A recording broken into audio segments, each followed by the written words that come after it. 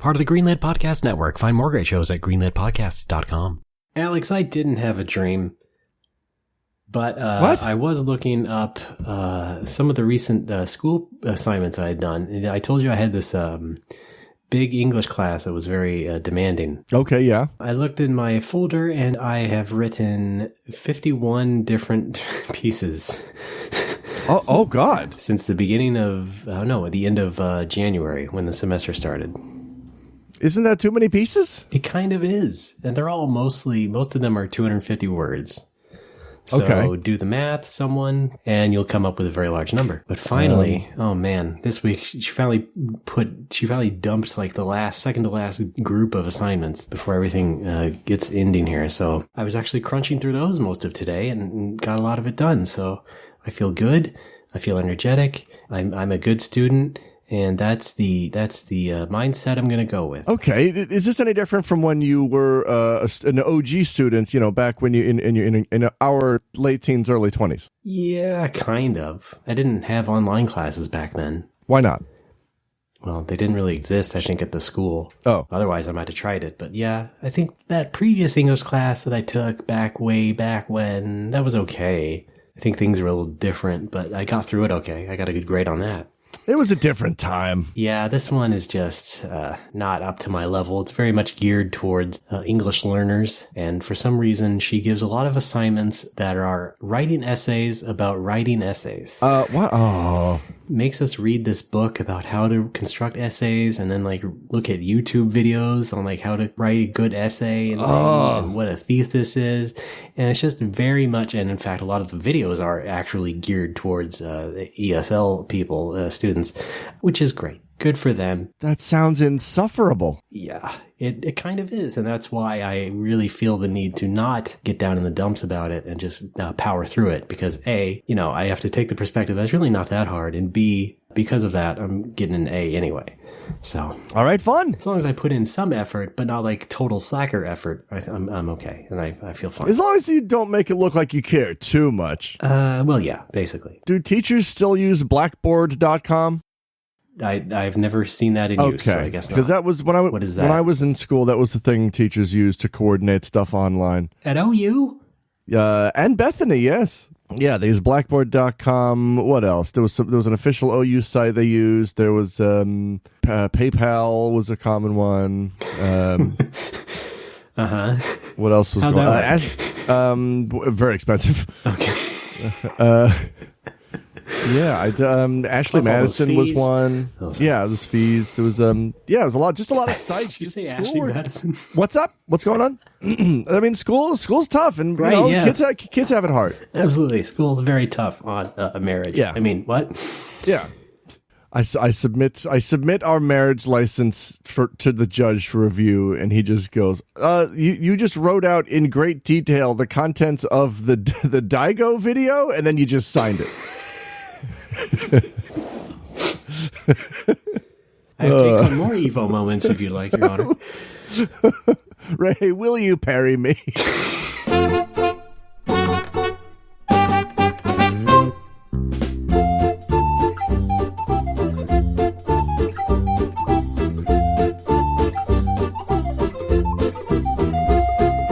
Hi everybody, welcome to No More Whoppers. Thank you for using our curbside pickup. My name is Ray Barnholt, inventor of the revolutionary new cryptocurrency Fraioli Coin, and with me as always, unaffiliated with Fraioli Coin or the Fraiolex trading company of Tallinn, Estonia, Mr. Alex Fraioli.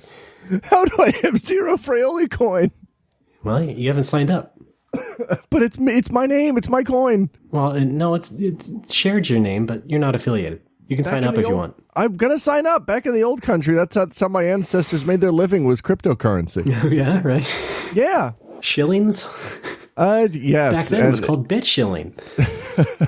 I thought you said bitch shilling. Hi, well, Ray. now they are, because only bitches would bother with that. Hey. Am I right? How have your weeks been? Oh, hi. How's it going? It's going good. Okay. I've been working from home for many years now and love isolation, so I'm doing okay. Yeah. But nothing is especially new. I'm getting cloth masks mostly as a social anxiety thing because I don't want to walk into a store anymore and feel like people are going to be judging me, or I don't want to be like accosted by like some crazy person, you know? Oh, that God. could happen in California. That just went from A to B to C. Are you okay? Yeah, well, you know. All right. Lot of thoughts going on in these trying times.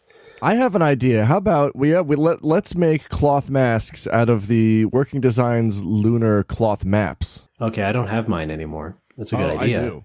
It also sounds kind of expensive. No. I mean, yeah. First of all, we got to go to eBay. It's really the only place you can get them anymore. Oh, well, I still have them at the bar. I can send you one. How about we do that and also just walk outside holding the punching puppet Galeon. What's his name? Galleon. Galeon. I never played the game. And, you know, use that to threaten people or intimidate. Not threaten necessarily, but... Into what? Washing their hands? No, just, you know, keep them away from us. Okay. In general. Yeah, I mean, that would keep people away from you. Yeah, pretty much. All right, let's do it. Maybe the listeners can try it and give us some new overnerds. Oh, God, yeah. Well, yep.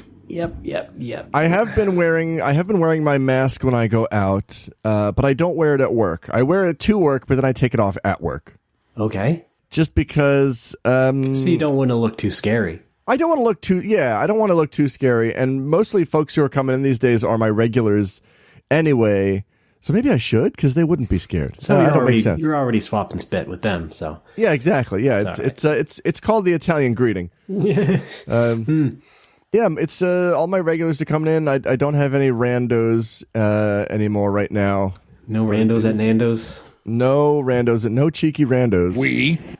But it is nice to see my folks come in. Well, then, that sounds good, nevertheless. What was I just going to say? God dang it. This is podcasting. Oh, no. You've got brain COVID. I know. Mad cow. Furious bovine. Oh, I was just going to say, you know, I said that the mask was just for a social anxiety reason because, you know, I don't think it's really super necessary for myself right now. Like, I'm okay going into a store generally. But I feel like, okay, well, you know, they mentioned it on the news now. They said, oh, it's recommended. And then they're probably going to be like, well, now everybody should probably wear masks. Sorry. So, you know, I'm just gearing up for the worst. Everybody should wear masks. Yeah, well, you know, we all wear masks, really. I think that's... no, right? No, is this a persona metaphor? Yes. No. We'll get to that later in the show. Okay. I heard these. I don't know how accurate these raw stats are. I heard them from somebody, a regular who comes to the bar, and he's an engineer with Toyota, so he's up on let's say numbers and such. He's got his thumb on the pulse of everything. He does. He quoted an article that said if you wearing a mask cuts down on transmission by 55%, which is pretty big, and if you couple that with washing your hands and not touching your face, that boosts it up to about 80%, which is pretty damn good. Yeah, I've heard various things about masks in particular, but, the key thing is just wash your hands. Yeah. It's really all you got to do, really. Like, the very core of it seems to be just wash your goddamn hands. And, the mask is, its effectiveness depends on the type of mask it is. I mean, if it's just a plain cloth mask that your grandma made for you, it's not probably going to do a whole lot, but it will do something. Up. Hang on a sec. I've been wearing a Halloween Spider-Man mask. Does that going to work? What vintage? It's probably from like early 90s. Oh, I see. So not really when the cartoon was on. Yeah, this is sort of like kind of when like Carnage was becoming a thing. Oh, okay. So you didn't get the Carnage mask? No, I like Spider-Man, man. I like the hero. Yeah, Carnage is so cool. Look how cool he is. But Spidey. He's Venom, but red. Yeah, it's true. Oh, you sold me. He's a skinny red Venom. That was the pitch meeting in the writer's room. All right, listen, Marvel's tanking. We got to do something. I got it. They all sound the same. Skinny red Venom. Yeah, Marvel's based in Manhattan, right? Yes, they were. Yeah, there you go. For a time, yeah. Probably also ran by guys who sounded like that.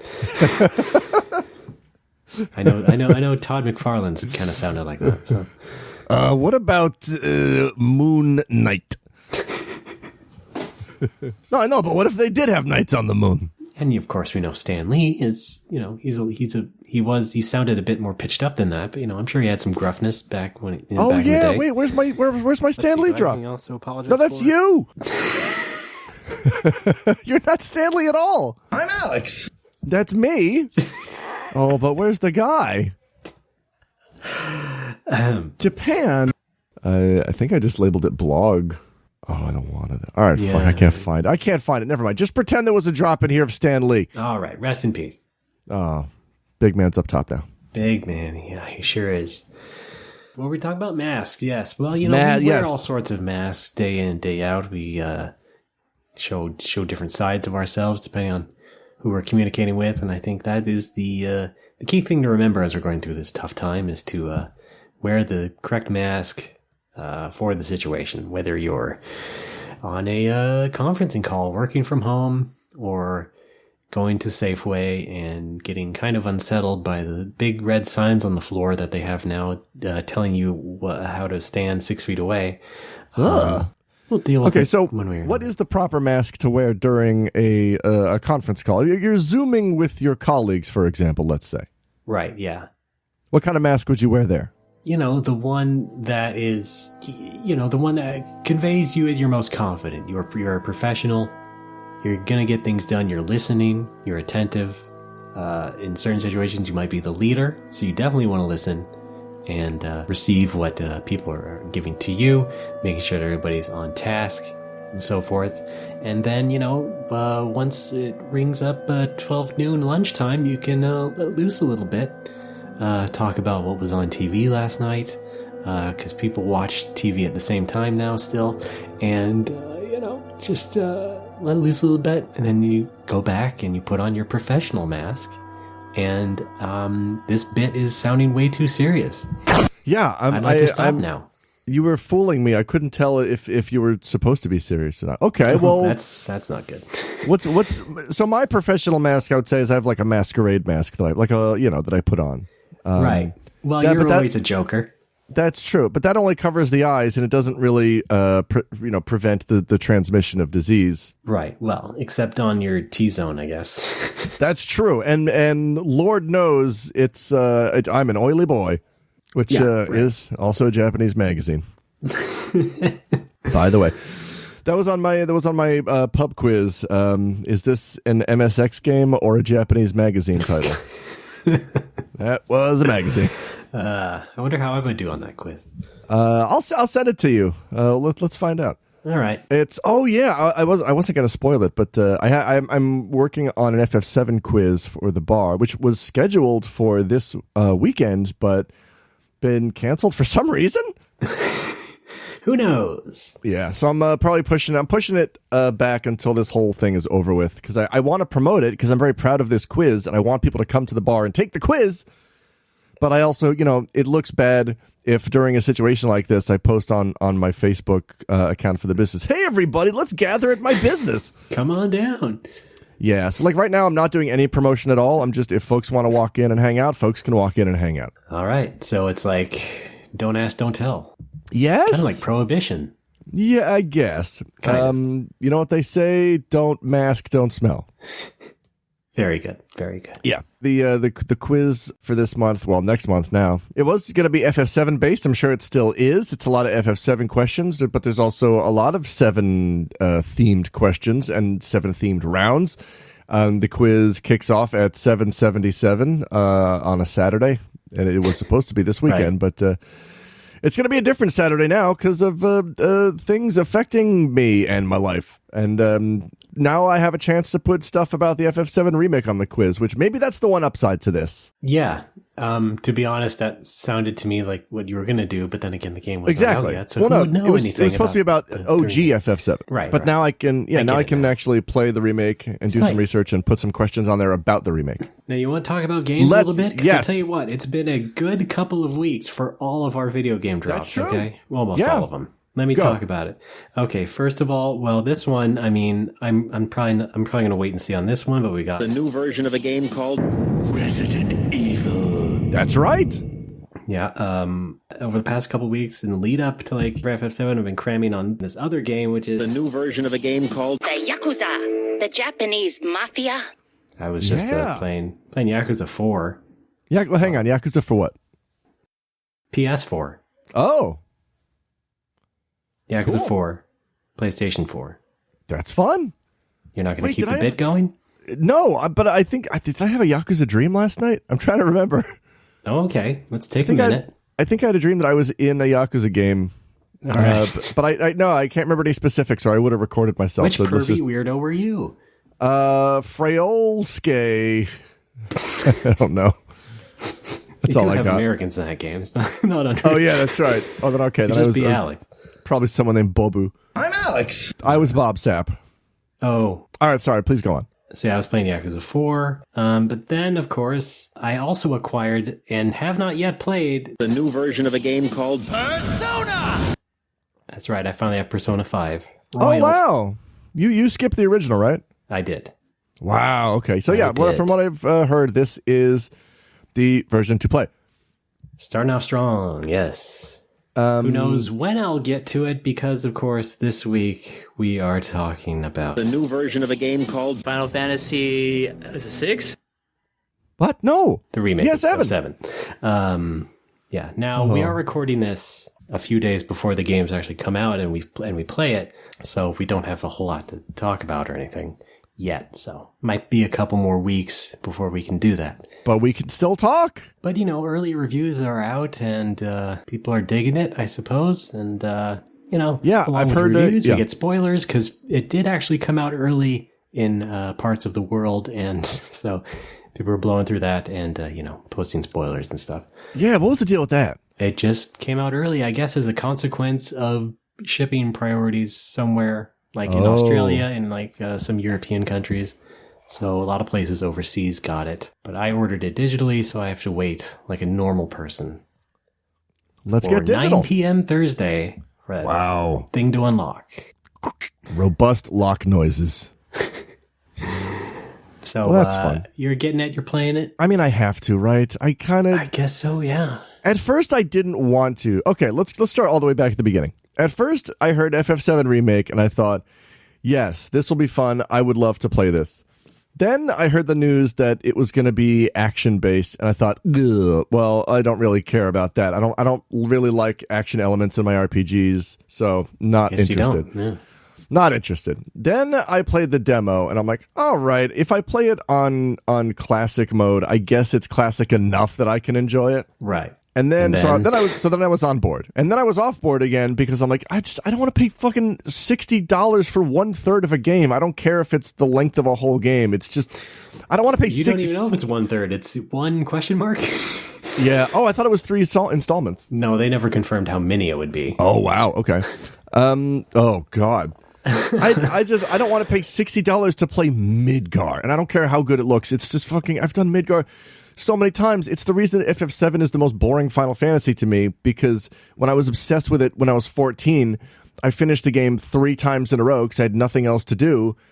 And then after that, I would start it up again, and I'd play through Midgar, and I'd be like, oh yeah, it's Midgar again. How boring. And I would stop.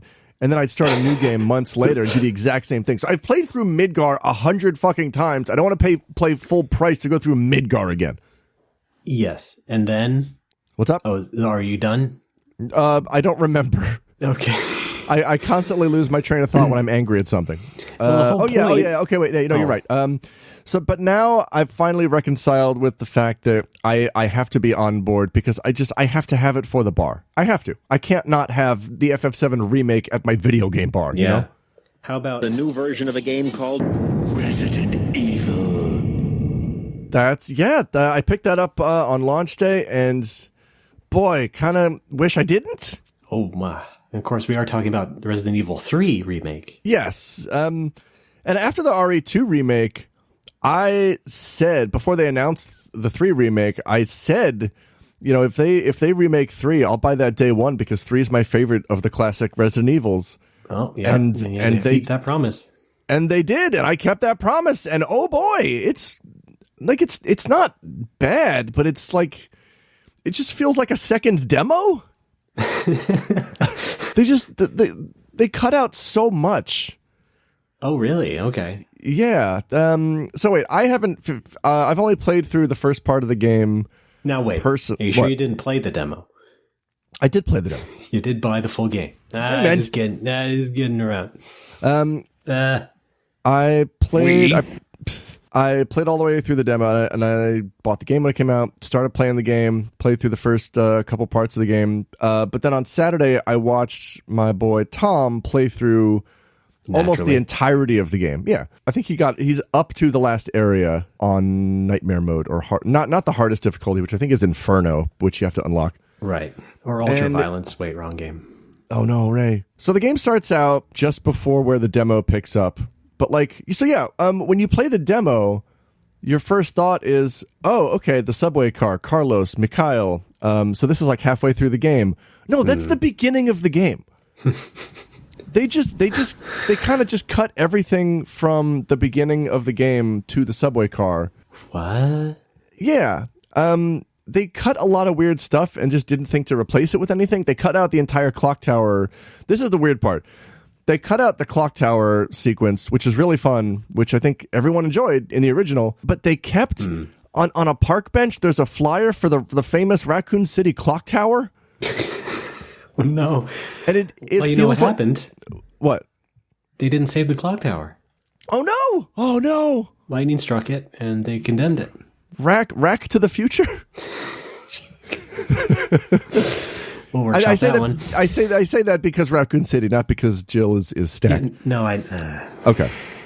And yeah, Jill looks very, very good in this game, I have to say. Okay. Yes. This is the not only the best looking Jill, this is the best sounding Jill. Like, her voice actress is really good. She has a lot of character. I saw the clips. Yeah. Yeah, she has really good lines. That's one thing that everything since 7 has done well, is the acting. Yes, fortunately. Oh my god, I do have a love for like the early RE, like very, very Canadian accents. It's kind of nostalgic to me. I love it. I was just testing out a new toy, and I was playing RE2 on N64, and of course I made sure to get to the part where the guy goes, "Sorry about that." Yes. Oh, sorry about that. Yeah, it's really good. Jill's great. Nemesis, what are you doing? Is fun. But they took out the clock tower, but they kept this clock tower pamphlet on a park bench, and it basically to say like, "Hey, remember this fun part of the original? Not in this one." Yeah, that's strange. And I don't know, I think like maybe they just had like a list of lore assets from the original that they're like, well, gotta sprinkle these around the remake, and just didn't consider that, oh, maybe this content's not in it anymore. I'm not sure about that, but yeah, I understand. But why else? Why would they put it in there? Why would they? I don't know. It sounds almost like a similar situation in development as it was 20 years ago, because that game was sort of shoehorned to be Resident Evil 3 to begin with, and now that's true. This comes literally a year after the last one now, and it's just like, and I just saw a different development company, I believe, too. So, oh really? Like a different sort of firm helping out Capcom make it, and so maybe some things were a bit rough around the edges. Yeah, one of the things that kind of annoyed Tom when he was playing it was usually when he goes around an environment to check if zombies are alive, quote unquote alive, he'll stab them, and but in the RE2 remake, if you stab an environmental zombie, it'll make a squish noise because you're stabbing it, and in 3, if you stab it, it'll just go tink. Oh, okay. Okay, guys, like, sure. Whatever. Like, well, I know that's not a real enemy, but I mean, all right.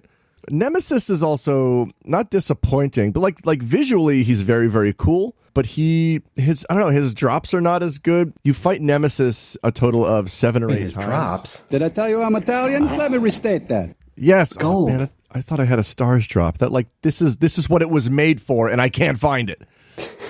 This will suffice. I know, but now it's like, I like pasta. All right, that's Nemesis' famous line. Who could forget? Famous Nemesis line.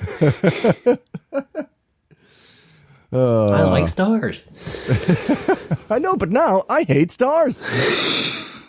Oh wait, here, I found it. I'm Banjo. There we go. Very intimidating character. Oh, someone should mod that in. I'm sure we have some fans who could do that. PC version. I would. Oh yeah. Oh, just mod the whole game to like anytime Nemesis shows up, it just drops from this show. Just randomized, completely randomized. Yeah. Like Nemesis bursts through the wall and goes, "What the F?" All right. I like it. We could try it out. the thing is, Nemesis shows up very few times in the remake. I was watching Tom play it. I think Nemesis only actually showed up, and like we count an appearance as how many drops he has, like one drop per appearance, like in the original. Okay, wait, what do you mean by drop exactly? No, I'm still confused. I'm just here to do jokes. If you knock him down, he drops something. Okay, that's what you mean. All right, I thought you meant like because he bursts through walls and stuff. I thought you meant like that's his drop, like a Kool-Aid Man sort of drop. No, what? Hey, That's an embarrassment to this show. Okay, here you go, overreacting again. Did you have coffee? Damn it! Yeah, I am drinking coffee right now. All right, let's settle down a bit. Just scroll with my stupid brain, okay? It's good coffee, though. This is what we do on the show. You react to my stupid brain, but you don't overreact, because we still have to do a show. Otherwise, you're yelling and questioning me, and it grinds the show to a halt, much like I'm doing now. Anyway, continue. Good coffee, Marv. All right. So yeah, in the original, I think you could knock Nemesis down a total of 7 times for 7 drops. 7 brides for 7 Nemesis. If that's not the title, I don't know what it is. Thank you. And it was cool shit like the first time you drop him. Yeah, that works. The first time you knock him down. Stop saying drop so much. Drop. The first time you pacify Nemesis,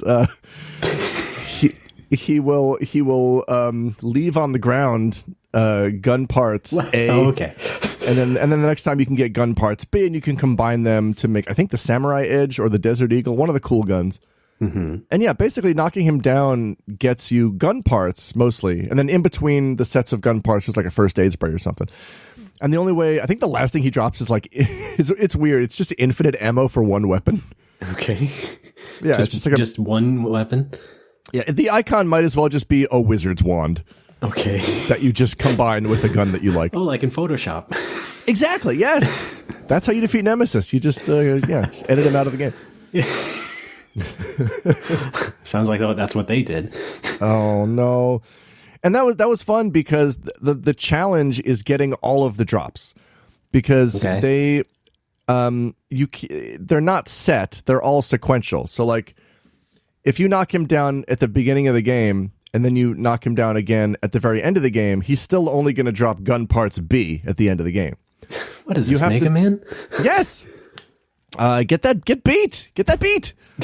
You got to knock him down thank you. You have to knock him down every single time to get the best stuff, or it's, it's gone forever. Okay. And that was the fun challenge for me was, can I knock down this big, bad, gross boy? And usually you can. Did you say that out loud? Probably not as a 17-year-old. Okay, good. I was thinking it though. I see. But I think in this one he shows up maybe 4 times. He's just kind of really swiping flaccidly. Yeah. What the? But that was the name of the game. Oh, it was. Yeah. Well, let's keep in. Well, yeah. First of all, I mean, let's point out that the Japanese title is not Nemesis; it's The Last Escape. Fair enough. And they, however. I guess, yeah. However, yeah, like they saw fit to put his name in the title because he does fit so prominently in the game. Yeah, they took out those like weird QuickTime event things as well, which that's fine. Well, I don't care about that. Yeah. Right. But yeah, in the remake, they took his name out of the title. It's just Resident Evil 3 Remake. There's no mention of Nemesis because I guess he just doesn't show up as much. He still does, and when he does, he's really cool. Like the dude himself is great. Like great movement and sound and animations. One kid seems to love the Nemesis, man. Yes, I watched before the game itself came out. I was watching Tom play the demo, and he did a knife only run where he took down Nemesis, and that was a trip to watch. That was really fun. All right, because the game introduces a new dodge system, which that's one of the big good things the game adds is the dodge system. It's no longer a hyper situational stress fest. It's just you can dodge whenever you want, and it's great. Okay, neat. Yeah, it's fun. Sorry to bring this up again, but that also sounds like Yakuza. Yes, you can sidestep in battles. It's a little more Yakuza-ish. That's an adjective. Yeah. I was also going to say how FF7 Remake feels like Yakuza sometimes in the way you walk around the city and stuff. But that's true.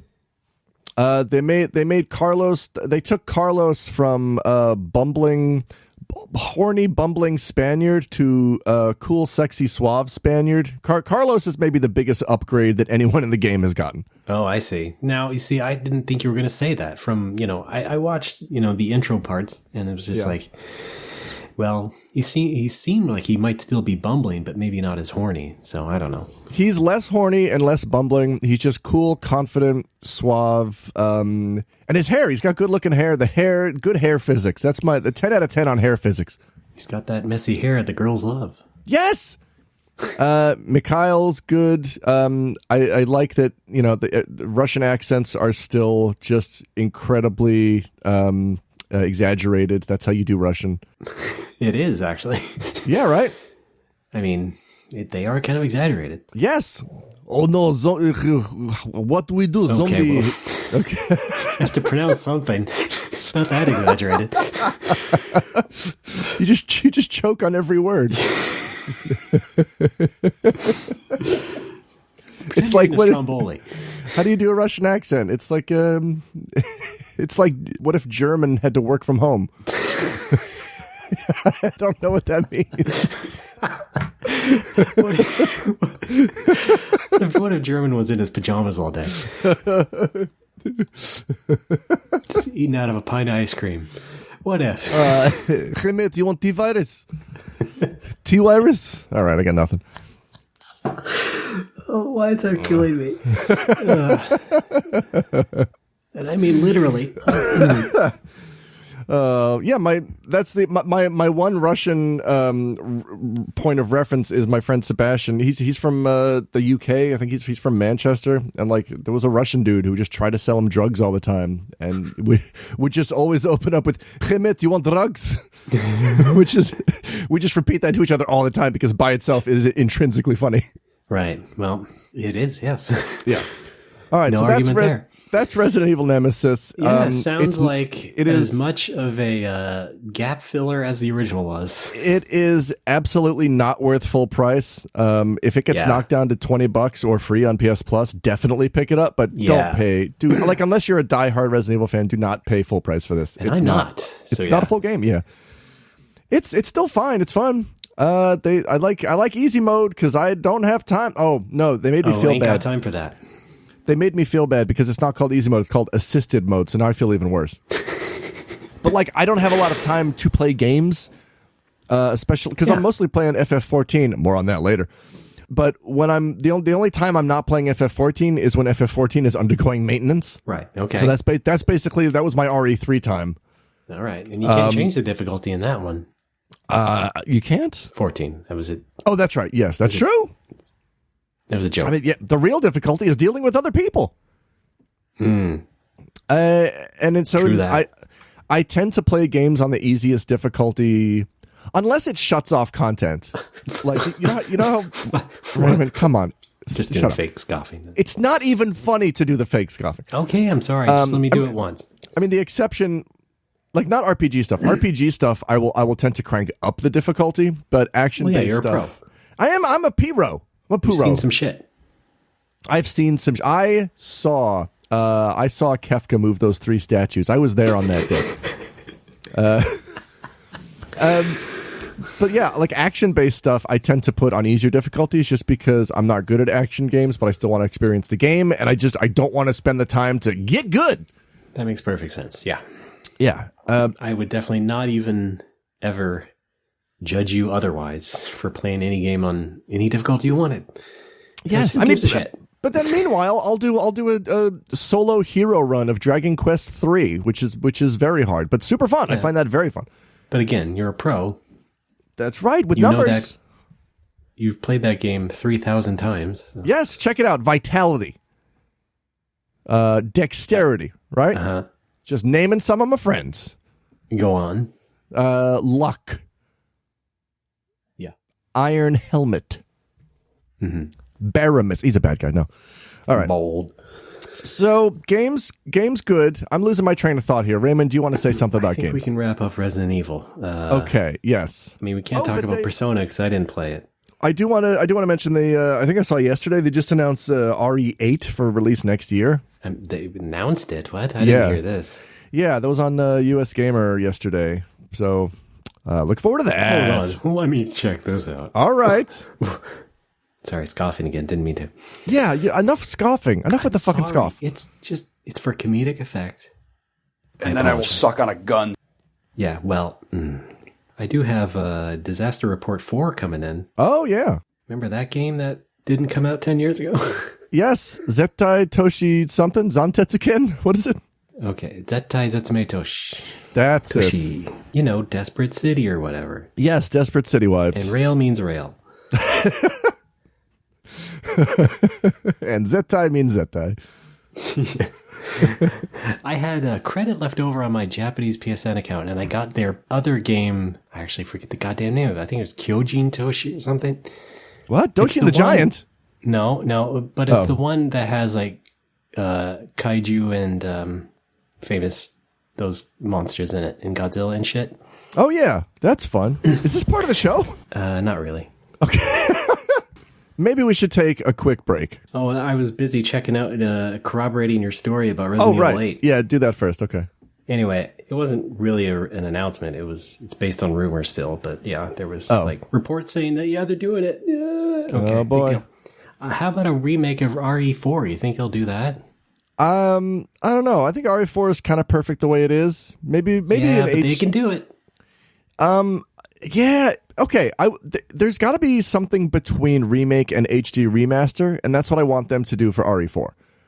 Basically, I want them to keep the core game, but maybe just up the poly count, I guess, and make some new textures, but keep everything exactly the way it is. If you ask me, what I mean? Something between a remake and a remaster is like the FF8 remaster, which is like, oh really? They had to keep they had to keep all the backgrounds, and they didn't really upscale them too much, but they did redo the models. Oh, like they added some detail to the models, but not too much detail. I have not seen that game, so I can't speak to that. All right, check it out. Okay, it's on your friendly neighborhood Nintendo Switch. All right, I have a Switch. Yeah. That's hey, Dicklet! Anyway, yeah, I think we're good for now. We can take a break if you'd like. All right, let's break, and we will BRB. When we come back, more sneezing into our shoulders. At you.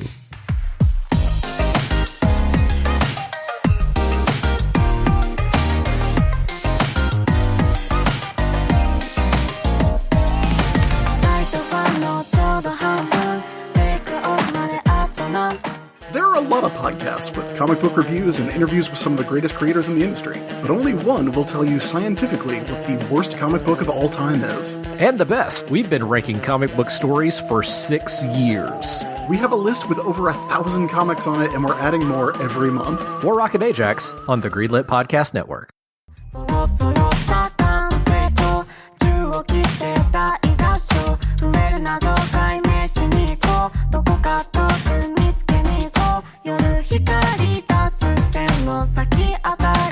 Folks are back as No More Whoppers. Did I say that fast enough? I'm Ray, that's Alex. Hello.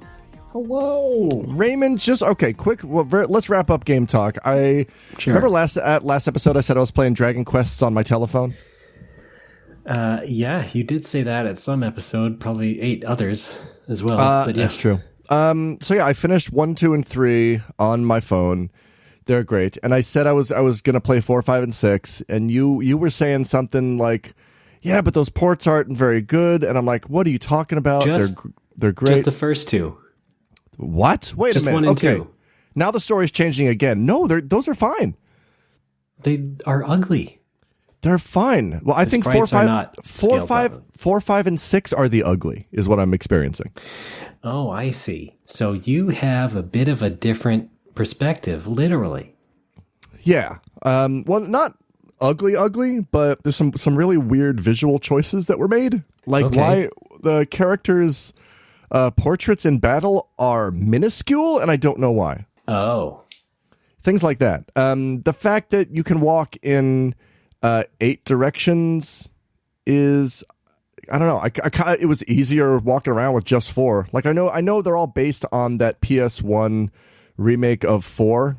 And more like the DS ones, yeah. But right. Everything that Arte Piazza kind of influenced after that, like you can walk in 8 directions now. Yeah. Yeah. And I get that, but It's not great on a phone. I just kind of wish like it was a lot simpler with just 4 directions. There were fewer mistakes when you're exploring, I guess. Yeah. Well, that's why I would say, in general, if you can stomach not playing the mobile versions, go ahead. But I understand it. I mean, in general. In your case, I know you wanted them in your hand, easy to access. That's fine. I get it. Honestly, if I really, really felt the need to play those, I have them all on the DS anyway. And DS is something that I can, unlike the Switch, DS is something, it's small enough that I can just keep it in front of me at work. I can close it to instantly put it to sleep anytime I want. They got a DS Lite now. Have you heard about this? Yes, I have one. Shit, fuck. You know what? That's what I'm doing today. I'm taking those to work. All right. Because I might not have any customers today. I had no customers at all on Monday. Oh boy. It's been pretty dismal. Fortunately, last night was semi-busy. Last night was decent for a weeknight, I will say. Lovely. I almost met my minimum target. Oh. Yeah. Oh, I see. Because I did the math early on when I opened, and I have like a daily minimum threshold that I need to meet to break even, and I almost met it yesterday. Oh my God. So that's positive. Let's be positive. And the government hasn't even tried to help anybody yet. Well, no, here's the thing. So Abe declared a state of emergency yesterday, but Aichi Prefecture is not included in that. And I think that only the prefectures that are included are going to get stimulus payout. I don't know if that's true, though. I'm not basing that on anything. That's just my assumption. I haven't heard anything. All right. So what I've heard from a good pal, I don't want to name him just in case he's wrong, but according to him, small businesses are going to get a stimulus of about 1 million yen, which would be very helpful because that would be more than enough to help me cover rent for a while and just keep things running smoothly.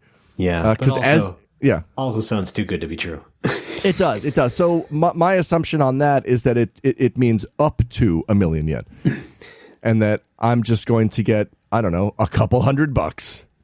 Yeah. If anything, because right now the governor of Aichi Prefecture is appeling to Abe to be like, hey, shit's bad here. Hey, dog. Nagoya, we got a big city here too, Yeah, and Nagoya, I think, was second after Hokkaido to number of cases for a while, or maybe now Tokyo has jumped up there. Oh. But the situation in Aichi was pretty bad. So the government's just like, hey, shit's bad here too. Don't forget about us, which people often do because Nagoya is just kind of a non-entity in terms of Japanese cities. Right. So we're going to see how that goes. If I can get some money, that would help out. If I can't, I might be fucked. Please, I'm going to cover this again later in the show, but check out patreon.com/14and14. Help out my show. Help out my bar. I don't want to die. Yeah. And I'm not quite fucked, but, feels like it sometimes. Let's see, I applied for a disaster loan, economic injury disaster loan from the Small Business Administration. Oh. I have no hope of getting anything, but I just put in my info for my company, right? Because I don't make anything from my games or magazines either. Why? So no one buys them. So I tweeted this the other day too, but so at the beginning of March was the next time I could apply for unemployment insurance.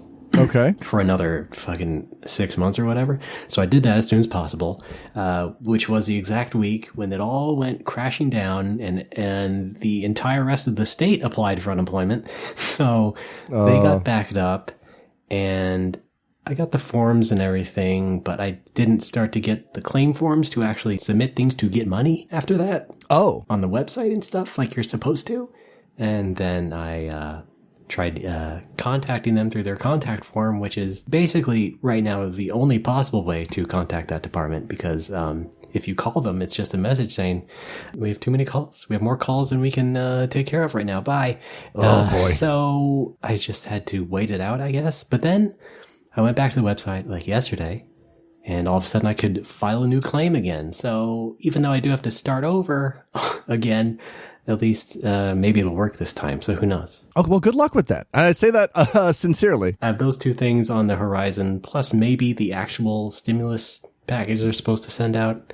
who actually knows? Fun. Not hanging my hat on any of this. Yeah. That's for sure. Yeah, and it kind of just seems like the federal government's always kind of beefing with California just because Trump gets angry because people don't like him, and so he cuts off aid. That seems like a thing that's happening? I know that's the situation with Washington State, which I know you have some experience with. Yeah. Well, Washington State has been kicking ass comparatively as far as cases are going. They really... I hesitate to say nipped it in the bud, but they're getting there more than I think the other states have. Fun. Hey, can we get that train on the show? Oh, yeah. Hey, any comment? Doesn't seem to have any thoughts at the moment. You should edit in a train sound there. Oh, thank you, train. Yeah, it's it. Put in Thomas or something. Yeah, don't ask me to explain anything that happens. Explain anything that happens between states. Between states and the government. And the government. Oh, sorry. Okay. I'm coasting in my political science class, and that's good enough for me. All right. Because this shit changes daily, and then twice daily. So who knows what anybody is yelling at each other about at any given moment. Poli-sci, more like Poly-Dent, am I right? Because they're old. All right. Raymond, I've got some good news, and that is I found that Stanley drop. Somebody said that in a blog. It has to be true. Pretty good. All right. Congratulations. What do you got next? Oh, yeah. We're still wrapping up video game talk. Hang on. No, what the fuck? No, this is no. So, yeah, I've not played Persona 5 Royal. I'm not going to. I don't want to pay full price for what is essentially glorified DLC. No, you don't need to. Unless they release it on Switch. No, even then I'm not gonna. Oh, okay. I put 260 hours into this fucking game. I'm not playing it again. Well, that's like that's like 1/1000th of your total Dragon Quest play. Yeah, so that's right. That's because Persona's only 1/1000th as good as DQ. Yeah, all don't right. at me. Don't at me. I'm not adding anybody. All right, fine. Yeah, our Twitter pal, well, for me, I'm sure she's a colleague for you. Nadia Oxford commented on P5 Royal saying that, so all the shit with Morgana telling you to, what, Ray? Sorry, finish. Okay. I'll attack you later. The most annoying thing about P5 Vanilla was Morgana telling you to go the fuck to bed every night, and that has been reduced drastically in P5 Royal, fortunately. Oh yeah, I heard which that. Is nice. Yeah. And they've also kind of streamlined other stuff and just kind of made the game generally smoother and more playable, which is nice. I was most curious if they had fixed any of those, weak localization lines that people complained about at first. And there was this like weird homophobic part with I don't mean Ryuji. that necessarily, but just like the general sorts of weird lines that. But here's the the localization itself was not great, but that like the homophobic stuff in particular, from what I hear, they said they were going to change it, and they did, and it seems they just made it worse. I think it was just like an alternate take that's not exactly as good. Yeah, so like they're not they're exactly good on, an improvement. I mean, they made good on their word. They did change it, but like I think they're missing the point. But yeah, P5 have had a famously subpar localization. And this is just hearsay, but I seem to remember hearing from somebody that around that time, a lot of Atlus's like A-Team localization jumped ship to Nintendo and other companies, and that's why the localization kind of suffered on P5 because P4 had a really good localization, but 5 is just there's a lot of awkward lines. There's a lot of it can't be helped, don't you think type stuff. Right? Yeah, that kind of stuff is what I meant. Yeah. Not necessarily the actually offensive or questionable things, but yeah. Yeah, I mean that's on the Japanese side. Yeah, for sure. Yeah, but apparently the director of the Persona series is kind of a shitheel, so that you're going to get that kind of stuff. Yeah, I mean, we kind of knew this. I don't mean to like judge anybody, but it's like based on previous games, there's no stopping the homophobic train. Yeah, and like the way that they walked back Kanji in P4 was really awkward as well. Oh yeah, because you've got this character who's like, hey, maybe I am gay. Hey, maybe that's all right. And then either the developers or the anime or some official source just walked it back to be like, no, I was just confused. I still like girls. Like, yeah. All right, why though? Like I'm you had tough. you had this great fully formed character, and then you okay. Yeah. I still think what? No, it makes sense when you have, spin-offs and other companies making shit. It's like, it's Yeah. like generational decay of like a tape, It's just like, Oh yeah. you get only the rawest form of that character and then interpret it in such a way. And it's just like, yeah. Not that it matters. Right. It's like how it's like how we interpret modern day Goku. We just know him as Super Saiyan. We forget the vulnerable boy. That's right. Well, I don't because, regular Dragon Ball is better anyway. So I agree. So, yeah. Right. Check it out. Fighting tournaments. Wieners hanging out every which way. All right. Well, that's what Dragon Ball Z at least has the fighting tournaments. I don't know about the wieners, but so that's it for video game talk. No, it's not. I got more. Raymond. Oh, no. Oh man. Didn't you mention Final Fantasy 15 earlier? No. Did I? Oh, okay. I thought you said 15. Never mind. I said 14. I guess you meant 14. Okay. And speaking of 14, this will be here brief. It comes. Alex, what's going on? They just dropped the Shadowbringers Relic quest last night as of this recording. The first part of it. What's that about? Do you bring some relics? Yes. No, you get them. Oh. Yeah. Why didn't they call it Relic Getters? That is the name of the next expansion, actually. Okay, good. Yeah, Final Fantasy 14 Relic Getters. I could get a job at this company. You could. You're good. Oh, Yeah. man. Sign me up. Check it out. Oh, no. Carbuncle is all out of relics. What are we to do? I feel like you're good enough at puns. They could hire you on for 14, right? I would love to. A lot of puns in that. Yeah, somebody recommended recently that I apply to Square Enix localization because apparently they're always looking for freelancers. And I looked on their website and I cannot find jack shit about any of that. So maybe I'm on the wrong website. Probably some crap where you have to DM somebody or something. God damn it. No, he said look on the website. And I'm like, okay, I don't see anything though. No, the secret website. The secret with Jason, I love you. It's on the dark web. Oh, no.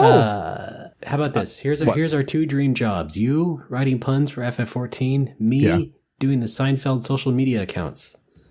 I love this. Yeah, remember on Twitter, they'd always tell you what was on tonight and give you the quotes and the pictures from the show. That's like the best job. Yeah, you could do that. Of course, it'd probably have to be like multiple roles. Like I'd probably also have to do like Big Bang Theory reruns and shit. Oh, no. We'll see. Okay. BBT. So FF14 relic stuff. Raymond, what's a relic? Well, if you look at the chalkboard, I have prepared a full lecture on what a relic. Chalkboard.com? No, Blackboard.com. Blackboard.com, yes, thank you. Back in FF11, a relic weapon is basically an endgame weapon that you put a lot of time and work and effort into. And FF11 had them, and I never got a fully upgraded one in FF11 just because it takes years and millions of gil, and who has the time or money for that shit? MMO players. Oh, that's right. Yeah. So yeah, they introduced relic weapons, and they're mega powerful, and you can spend years and years getting one, and finally get one, and then in the next expansion that comes out, the new relic weapon is better than that. Oh man, then you gotta go for the new relics. Then you gotta go for the new relics. A comic series? Yes. Fortunately, in FF11, I think they added a series of quests that allowed you to power up previous relics to be stronger than newer relics. So yeah, Super Saiyan relics. Exactly. So yeah, if you put years into getting a weapon, it's not useless anymore. FF14 kind of fixed this entirely by way of, not fixed, but dodged, by way of the glam system. You know, you spend years and years getting this fancy relic weapon, which, this is what I did. Not years. I spent months grinding for a relic weapon in Stormblood for my samurai, and I got one, and I got very good stats on it. And then 6 months later, Shadowbringers comes out, and they raised the level cap. What? SpaghettiOs. They raised the SpaghettiO cap from 70 to 80. The level cap. Okay. And, I was level 70 with my relic. And then, this new level 72 sword that you can just buy at any shitty shop is already stronger than my relic blade that I spent all this time on. But fortunately, because of the glamour system, you can still have the visual. You can have that sword displayed visually, even if it's not equipped. Now, hold on, I have one question. What? Glamour? Glamour? Yeah, there we go. Yeah. You gotta use that Jerry inflection. I don't remember things that well. Step 9! Step 9! My mother had a glamour. I started leafing through it. Oh, boy. So, there's been relics for every expansion. A Realm Reborn, Heaven's Ward, Stormblood, and now Shadowbringers is the fourth relic quest line. And I have at least one from each before this. Of course you do. It's like Super Bowl rings. Yeah, exactly. I got my hands are full of relics. And I'm going for this one, and it's they just released the first quest last night, which is just acquiring the base relic before it's powered up. And it's this one's kind of underwhelming though, because they just kind of give it to you. Right.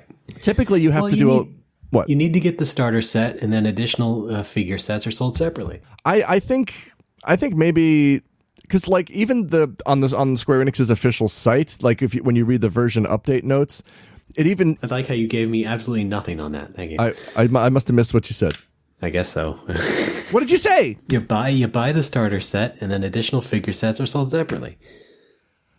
Yes, very good, Ray. Yeah, see? Wasn't that worth it? Alex! So, yeah, they've just, even on Square Enix's official site, the version notes just say, hey, guess what? This is going to require a huge time investment, so get ready. Wow. Yeah. Get your affairs in order. And I am ready. Get your finances in order, certainly. So, I got my... Here's the thing, though. You can get the base relic weapon super easy for any class. I have 3 of them already. And before, it used to be this like special thing where you got to put in a lot of time and effort just to get one. And I just got 3 because you can buy them now. They're not upgraded yet, but that's coming in the next update, I guess. Please validate the time I've sunk into video game. I play Yakuza. Do you say Yakuza? I almost slipped into a baby voice for a second. Oh, no. Excuse me. Oh, goo goo goggle toku.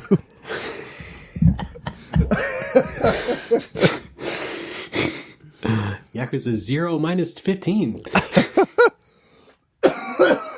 I'm dying. But that's okay. Sorry, I don't want to go too into FF14 talk because I cover that on 14 and 14 not. Out now on mobile.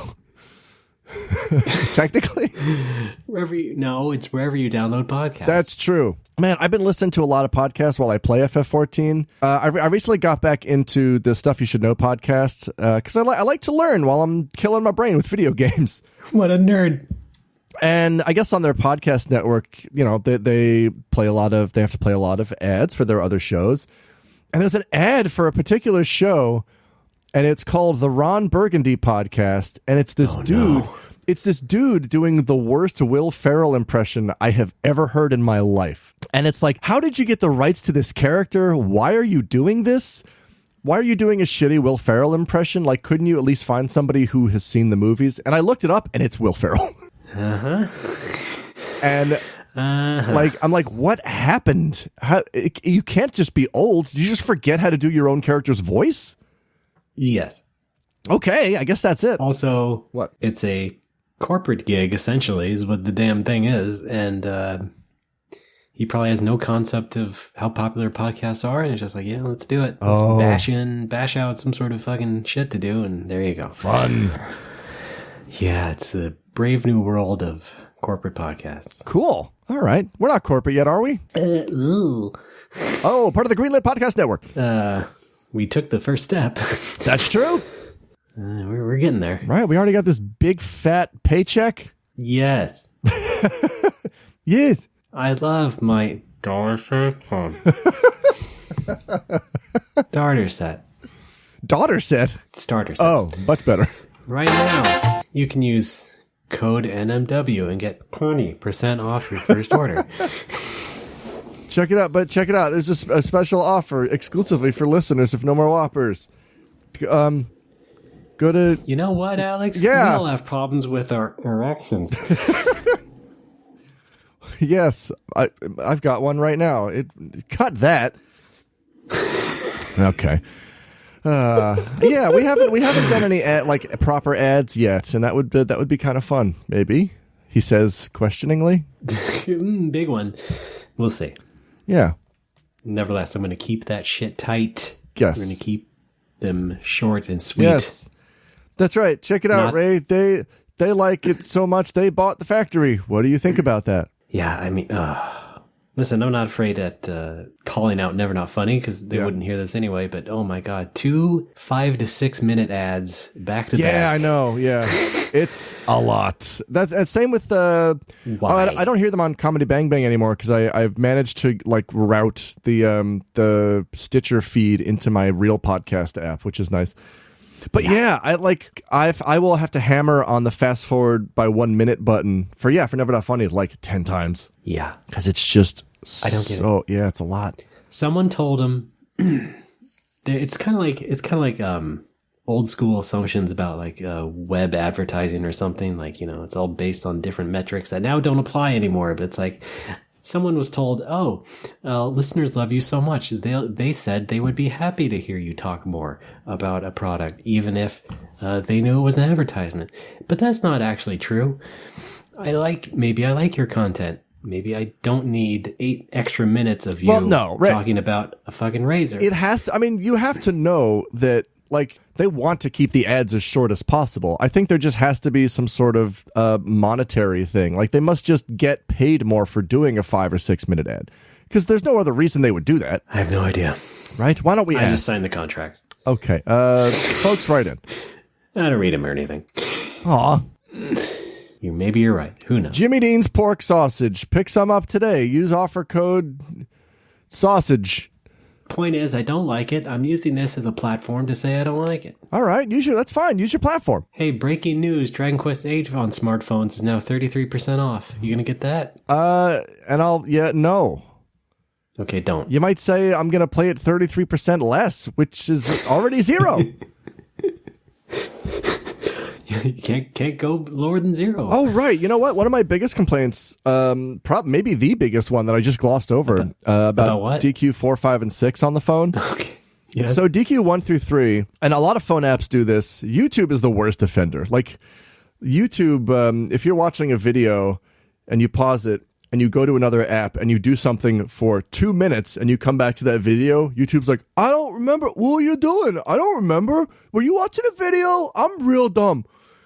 And it just forgets where you were and what you were watching, and it just brings you to the YouTube homepage, search for a video, I was watching one, and you're dumb and forgot what it was. DQ 1 through 3, if you leave the app to do something else, and you come back, sometimes the app will just have a stroke and restart and bring you back to the title screen, but DQ 1 through 3 were smart enough to make an autosave before that happened. If that happens to you, and it happened to me a lot, you can just hit, load autosave, and you just pick up right where you left off. 4, 5, and 6 don't do that, and I don't understand why. Probably different development teams.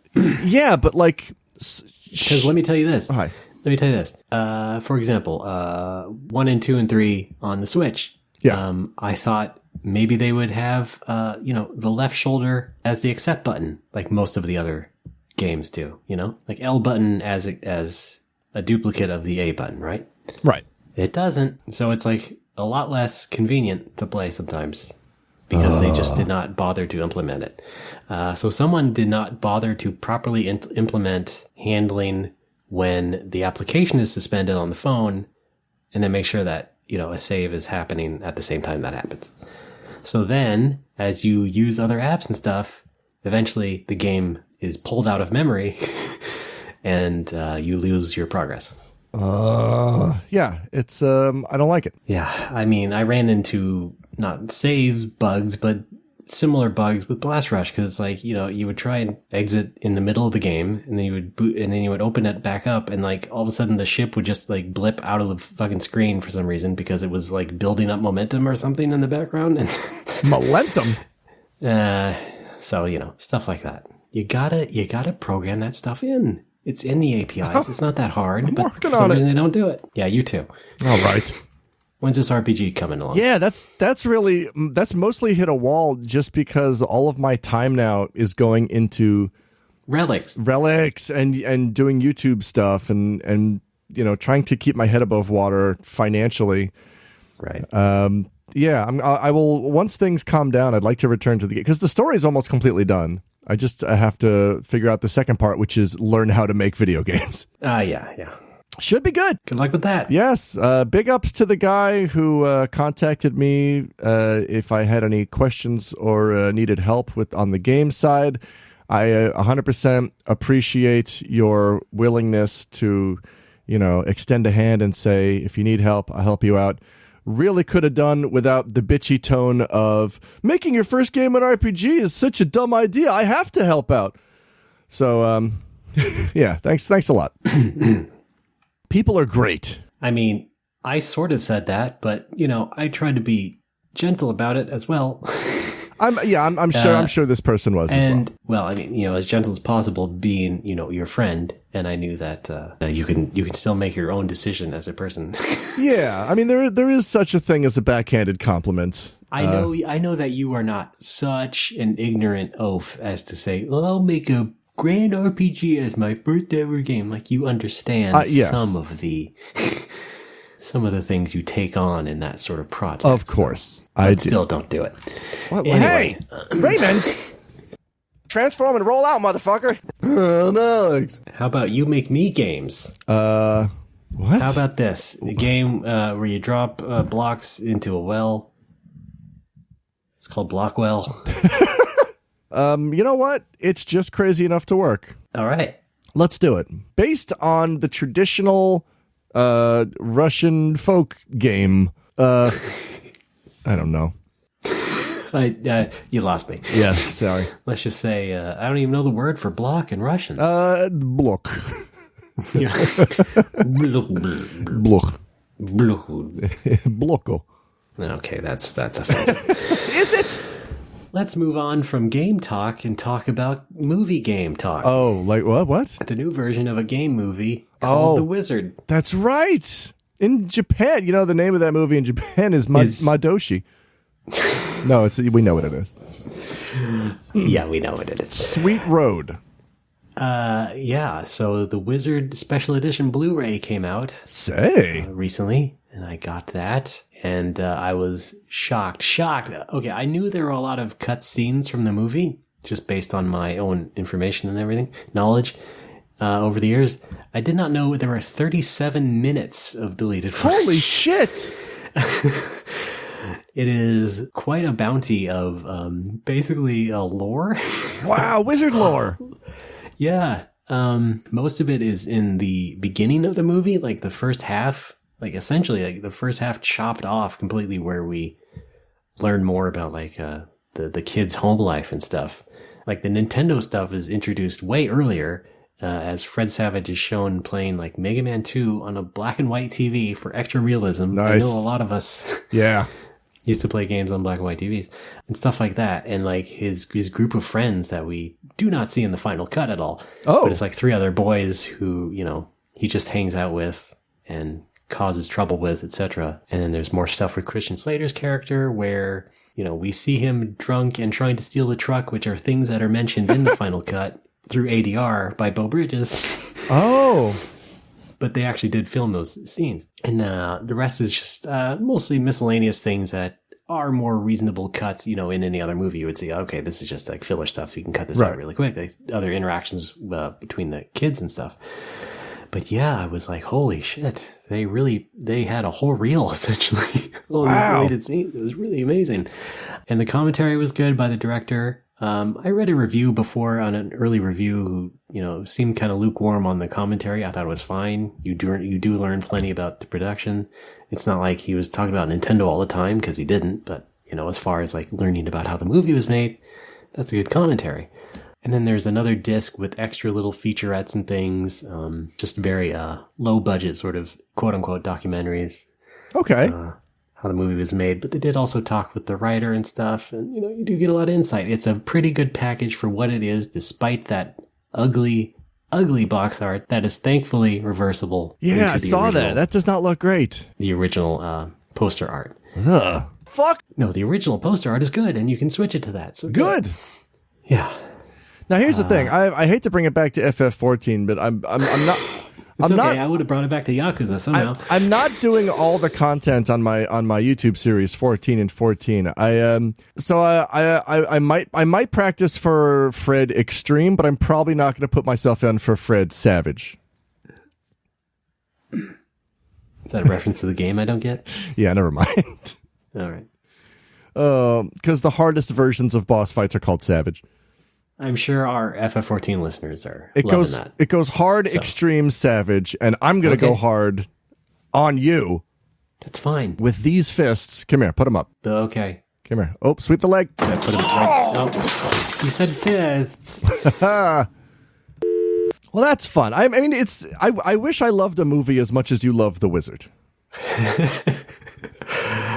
Yeah. You had seen it. I mean, in the theater originally. No, I saw it. I think I rented it. Oh, how dare you? Sorry. No.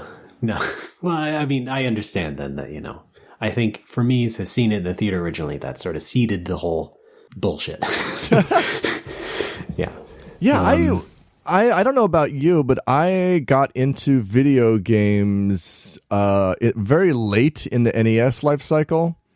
Probably because, okay. We didn't have an NES until I was in the 2nd grade. Okay. So I would have been 7. Yeah. But that would be 1990, right? And the SNES came in 1990, I was in 1st grade. What? I was 7 in 1990. This doesn't make sense. I was in 1st grade. You're not a Nintendo mechanic. I think either starting or ending 1st grade. So maybe starting 2nd is what you mean? Maybe starting 2nd, yeah. Because I remember, like, as fall of 90. As a kid, when I got an NES, I thought it was a new thing. I didn't realize it had come out like a couple years before. Oh, you sweet child. I know. So I would go over to friends' houses, and they've got this, Nintendo library of like a couple dozen games. And I'm like, whoa. Holy shit, they just released like Mega Man 1 through 3 all at once? This is insane. I had experiences like that. So as a result, I don't know, I think Wizard Mania kind of slipped under my radar because no kidding. So you had no concept of even Mario 1 through 3? Or did you? I did, but because Mario 3 would have just came out. That's right. Yeah, I remember Mario 3 coming out, and I remember that commercial with all the kids, across America. So you knew Mario 3 was a thing, but you didn't know the NES was a thing? What? No, I didn't say that. Okay. Well, I'm trying to figure it out chronologically. I'm 7. I have no concept of what a development cycle is or what products are. I just thought video games were just magically manifest like the cartoons on TV do. Okay, but no, I'm sorry. I'm just saying, you were saying you thought the Nintendo was a new thing. Yeah. I'm saying at what point in the timeline was that? I thought it came out like a day before my family got one, or a couple months before my family got one, because I played it at my friend's house. Okay. Yeah, that's all I'm saying. So then, to have good Nintendo times for a year or two, and then immediately go into Super Nintendo was a real rush. Yeah, no kidding. Yeah, how come why didn't they do like a Super Nintendo version of The Wizard, a sequel, the Two-Zard? That's not a thing. Well, the movie was a flop. So well, clearly not. Had something to do with it. Because Mario 3 sold very well. Well, it wasn't. It wasn't really meant to completely showcase Mario 3. I think that was more of just. It wasn't. Listen, okay. So I watched all the videos and special features and stuff, and it was just more like the studio said to the writer, "We want to make the Karate Kid with Nintendo." That was their pitch. It wasn't like, "Oh, we want to make a movie where we announce Super Mario 3." That was not it. Yeah. I think it was more just happenstance, like Nintendo gave them access to show Mario 3 in such a way. So there's also a little video interview with a game counselor who I guess was sort of involved in helping out with the movie in terms of like filming game footage and stuff. So that's neat. Okay. So yeah, for me, a very formative movie, I suppose, and the Blu-ray is very good and crystal clear quality. Good. You can really see that Tanuki suit. Yes, you can. All right. You can even more clearly see it is video footage converted to a film strip and projected onto a large projector. Oh, wow. Yeah. Wow, that game counselor guy even explained that. Like, okay, we were in the office and they had like this giant machine that was used to like film the screen and then convert the video into film that they could use. And yeah. Wow. Funny. Yeah, that's because you can. And then they also, point out the fact that the game footage, at least in the tournament scenes in the finale of the movie, were running at a lower frame rate, running at film frame rate as opposed to the full video frame rate. So, yeah, how about that? Movie making magic, That is magic. The kind of thing you can only learn in this special edition Blu-ray, 30th anniversary. I'm old. 30 years of wizardry. You could say that, yes. Oh, no, well, the one thing I wanted to say was that, so there's that little mini documentary thing, and they get commentary from Fred Savage, but only over the phone. Oh, so boy. we never see Fred Savage. But literally phoning it in. He was explaining, yeah, exactly, and he was explaining how he really had no concept of how much people had loved the movie until he had gone to the Alamo Drafthouse years ago and been to that reunion show that I was at, and then they cut to footage of things happening at the Alamo Drafthouse. I was like, oh my God, is this it? Am I going to show up somewhere in the back of a picture? Yeah. And no, it wasn't. It was actually a separate show they had done like the year prior to the Blu-ray. Oh, God damn it. It was some other festival. It was like a retro game con did it at the theater. So WizCon. It was a completely different thing. Yeah. But I guess it was the same theater. Maybe not. But yeah, that was neat. It's like, oh yeah. The thing that touched Fred Savage was the thing I was at. And I was even first in line for autographs. Wow. At that thing, too. How'd you manage that? By being nuts. Oh, yeah, that's okay. That checks out. Just basically jetting out of the theater as soon as the first showing of the night happened. And then hello. There I was. Hello, Mr. Savage. I loved you in The Wizard. Yep. And then they signed my press photo, and that is framed. Wow. Did they sign? You saw that? What? Yes, I did. You must That's have pretty seen good. It. Yeah. Did they sign your Mario 3? No, I didn't. I wasn't that dumb. Oh. Oh, and then there's like a photo gallery on the disc, and that also includes some of those press photos that I had seen too. And some of them were in color, as opposed to the black and white ones I had in the press. What? I'm nerding out too much about the movie. That's okay. That's what the show is about. It's okay to express emotions. Okay, thank you. Right? Yeah. Wow, Alex was nice to me today. Idiot. I'm the Wiz!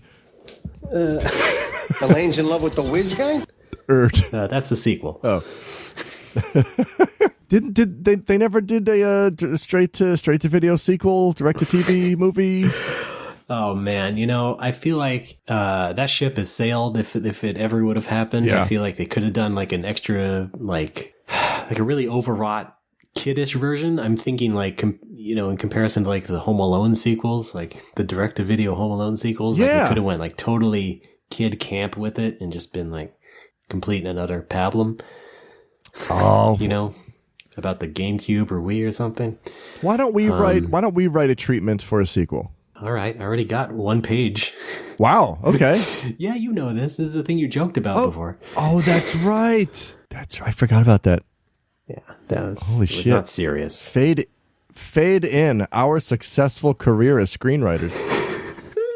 Man, what? Yeah, we should have been writing partners. Maybe that ship has sailed as well. Yeah. Well, now everybody's working remotely. Maybe we can do it now. That's true. Yeah. Maybe we can write the sequel to the Sonic the Hedgehog movie.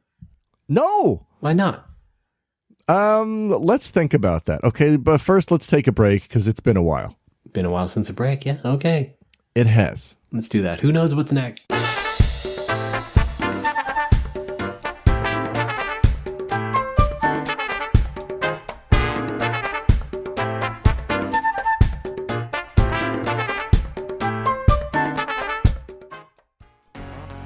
Welcome to Casual Magic, the show where we explore the fun side of Magic the Gathering. I'm your host, Shivam Putt, and each week we delve into everything from casual formats to explorations of creatures and card types to interviews with designers of the game. At Casual Magic, we believe that it just isn't Magic without the Gathering. Come along and play!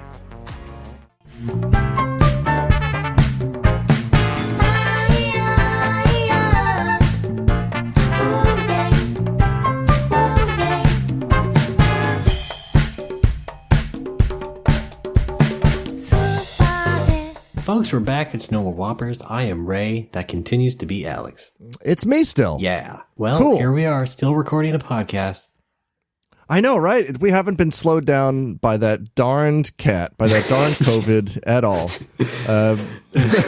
Or Christina Ricci. That's right. And they think she's good at mahjong in Japan. What? That's a non-joke. That's a non-joke that we're just going to gloss over. I get it now. Right. Sorry. I thought you were... There we go. Now I get it. Now I get it, you scamp. Oh, man. I thought you were talking about something in the movie. No. Would you stop saying no as if I'm the idiot? Sorry. See, it's because I'm not coming through in my cans at all, so it just sounds like I'm screaming into a pillow, so I don't know how loud I actually am. No, I'm not talking about loud. I'm just talking about mad. Oh, well, that's never going to stop. And, accusatory. And that's judging. just how we do. I'm really sorry. Hi, this is Gilbert Gottfried. It'll be a night to remember. All right. Well, all right, let's talk about what? Sex. What? Yes, baby. I'm doing a show called 14 and 14 on YouTube. I'm not going to spend too much time on this because if you like it, you're probably already on board, and if you don't care, you don't care. That's true. It's I'm playing FF14 for 14 minutes a day. Check it out on YouTube. YouTube.com/hoodedpatooey, all one word.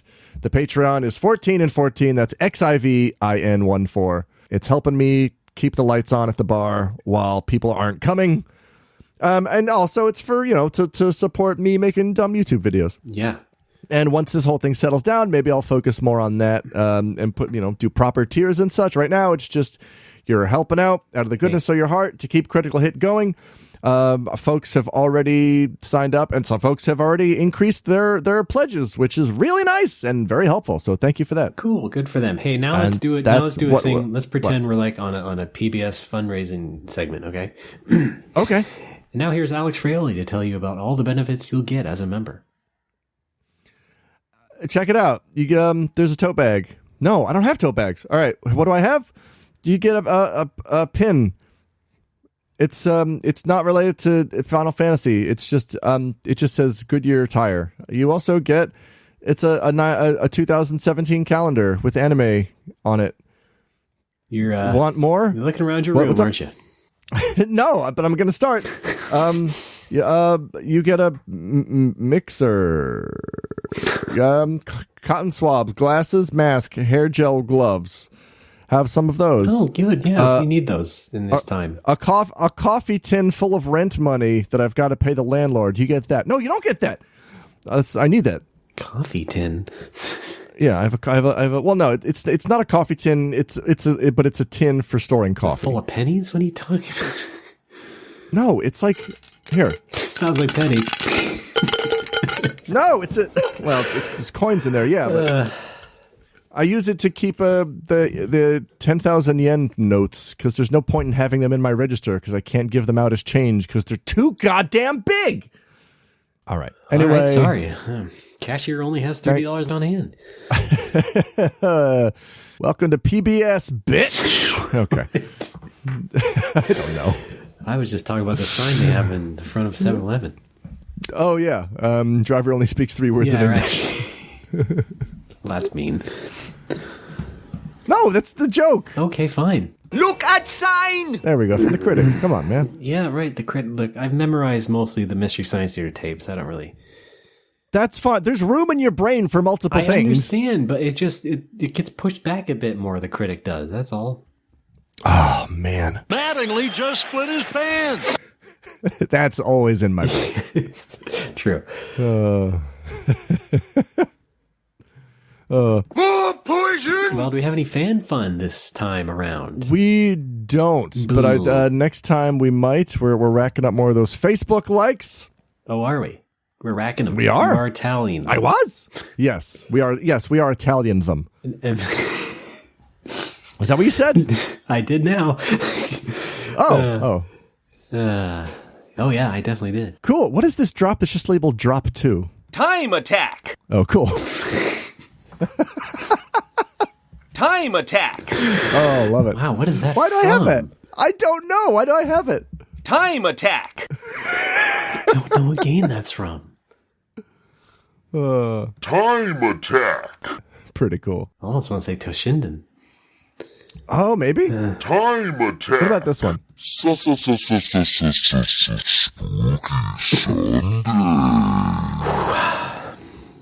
You're an alcoholic. Wrong, Resident Evil.